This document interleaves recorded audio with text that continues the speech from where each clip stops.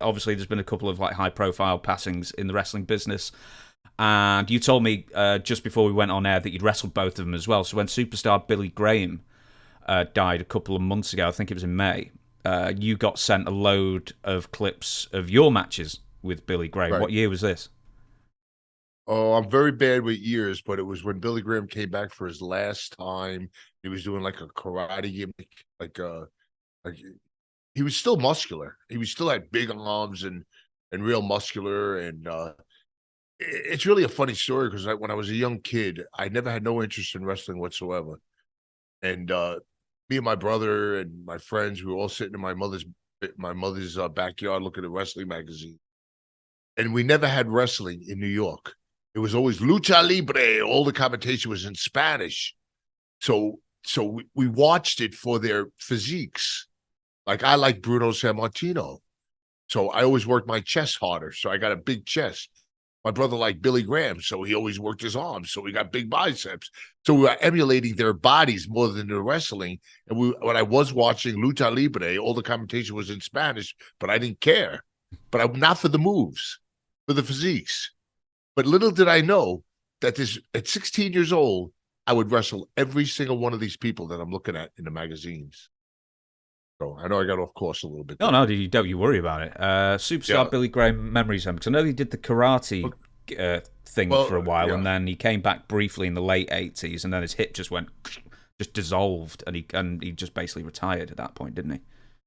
Yeah. Well, he was ahead of his time. He had a liver transplant, Mm. and he got his liver from a woman who got in a car accident or something like that because he was telling me the whole story. And he abused his body with I don't know, probably with steroids and stuff like that. But he was ahead of his time. Mm. Because when I was younger, he was bigger than everyone. He was like a Hulk Hogan before Hulk Hogan without the charisma of Hulk Hogan, but he was a physique like you wouldn't believe. Mm.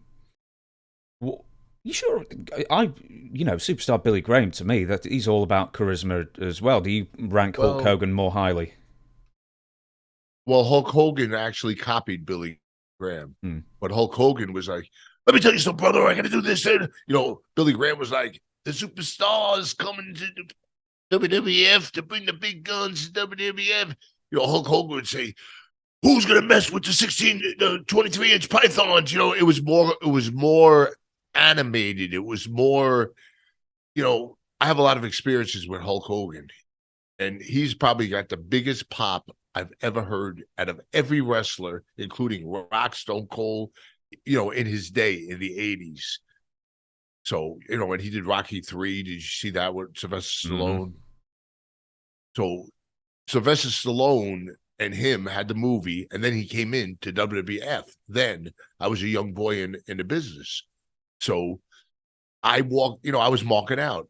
You understand the term marking Of out? course, yeah. I was marking out for Billy Graham.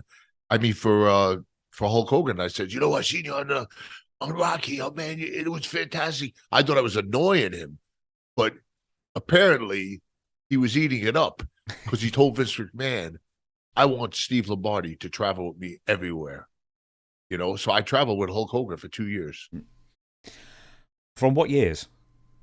Yeah, Oh, years are I've bad I've with me. stunned you with the years It, question again, haven't we I? were early. Let's just say early '80s. It was early Hmm. '80s because I started, I believe, in WWF '82 ish, 3 ish, like around there somewhere. I became the Brooklyn Brawler in '89. I know that for a fact. Hmm. But as far as pinpointing it to a specific year, I can't do that. With that being said, so you were traveling with Hogan for a couple of years. So that must mean you were on all the A shows rather than the B shows. So the payoffs must have been pretty good then. Well, I was working twice every day because I was Brooklyn Brawler in the first match, and then I was traveling with Hogan, but I was managing Kamala Hmm. as Kim Chi. So I was in the main event also. So, but Hogan had complete reign of everything. If he told Vince, "I want to be on fourth," he would be on fourth. I mean, he did stuff like where, brother, let's be late. And then Vince will get us a Lear jet, so we're on Lear jets. I mean, the guy was bigger than life. I couldn't get a traffic ticket if I tried. Hmm. I mean, I used to drive him around, and he used to say, you don't have bicycle wheels on this car. Let's do it. And I'm going 100 miles an hour on the highway. Any cop that stopped us would look at the car and go, Hulk Hogan, holy shit. You know what I mean? And we couldn't get a ticket. We couldn't get a ticket. Even if one time we were drinking beer in the car. We were drinking beer in the car, and I told Hogan, I says, oh, God, the lights are on us. I put the beer can underneath the car seat. The spring of the car seat punctured the beer, and the beer was shooting up into the windshield. The cop walks up to the car. He goes, Hulk Hogan. He goes, oh, my God, because it was so comical. I wasn't laughing, but he turned to us and he said, I don't even know how to write this thing up. He goes, get out of here. That's what he's. How do you write it up? The beer is shooting up into the window. You know what I mean? It's crazy. Just not like a box big enough to like describe everything that's happening in the scene. Well, yeah, but how do you put it in words? You know what I mean? The beer was, he said, I don't know how to write it up. He says, I never experienced this before. I thought I was done, but you can't get arrested with Hulk Hogan. Back then, today you get stopped. It'll be like, oh, we got Hogan. You know what I mean? It's a different world. Did Hogan change over the years as far as dealing with fame and dealing with the public? Was he just the best at dealing with the public, or did he get more progressively difficult over time? No, he never got difficult. He was always very charismatic. Anywhere we walked in, he couldn't, people would swarm around him. He was very gracious to all the fans, and he always treated me good, treated me very well. I mean, having me travel with him, was a big break for me. I was a young kid in the business, and the guy I just watched on Rocky is my passenger. You know what I mean? I'm driving him around. So I think it was pretty cool. I don't think he changed. He didn't have that bad business thing or that odds with Vince or anything like that. He was always the moneymaker. The Chief Jay Strongbow, remember him? Oh yeah. He used to always say, Hulk is the goose that laid the golden egg. You know what I mean? He was the man. So what's the biggest misconception about Hogan or Terry in real life? I really never really heard anything. I mean, he never ever really knocked the company. He never knocked Vince. I cannot say anything bad about Hogan. I can't say there was I never heard bad rumors about him. I mean, they had the steroid trial and all that kind of stuff, but he was, he never really buried the company. He never turned on the company. So I don't think there was a misconception at all.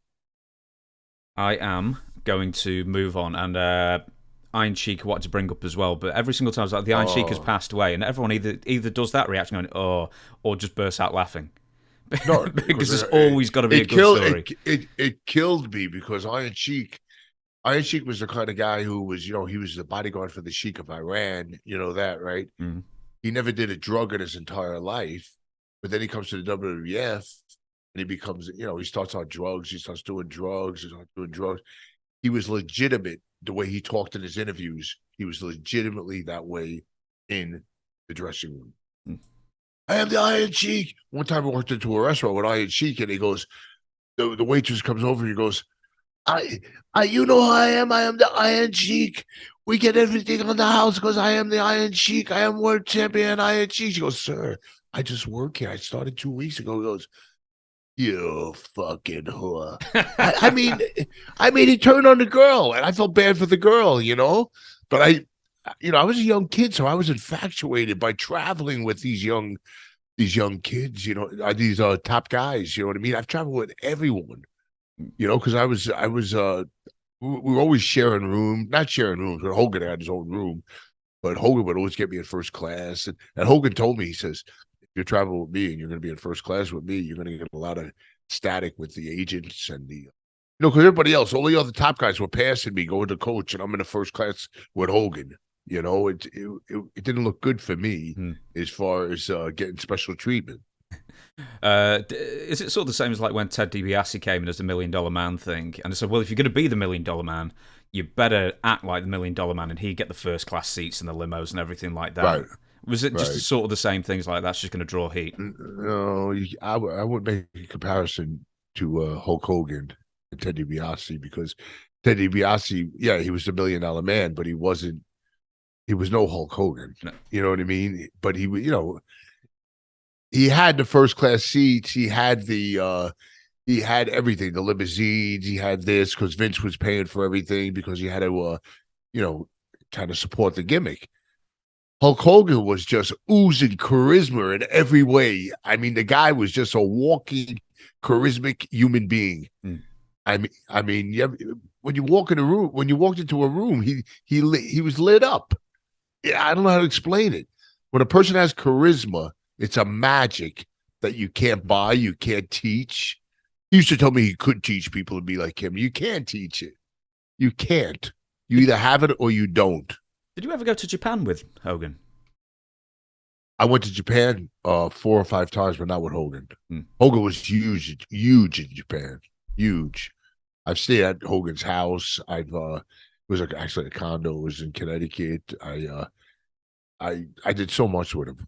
Everywhere we went, I was me and Hogan.